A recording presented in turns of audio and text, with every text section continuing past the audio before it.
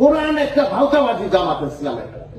ম্যাডামের সাথে সম্পর্ক ছিল, আমাদেরকে কোন অঙ্গ সংগঠন করতে দেয় নাই, কোন সহায়ক দিছে এই জামাত ইসলামের ভয়কে আমাদের দল থেকে কোন সহায়ক দিছে, র্যাব দিয়ে শেষ করে দিছে।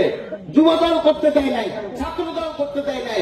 কিনে বাংলা কোর্টে রাত্রে 12টার সময় ম্যাডাম আসছে, দরজা আমি টানি, খুলে না। ম্যাডাম গিয়েছে, তার এক ছেলে আছে। কে ছেলে? আমি কে ছেলে? কে? মুজাহিদ সাহেব তার ছেলে।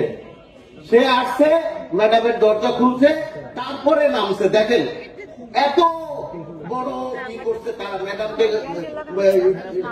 সম্মান দিছে, তারা এইভাবে তারা দখল করে নিছে। স্টেজে যাবেন ওই সময়, ম্যাডামের ওই সময় ভোরবেলা ফজরের নামার সময় যে দেখবেন যে তারা দখল করে স্টেজ সামনের কাতারে সব দখল করে আছে। বিএনপিদের কোনো পাত্তা ছিল না। আর তারা এখন কয় মহিলাদের নেতৃত্ব কি না যায়, না যায়।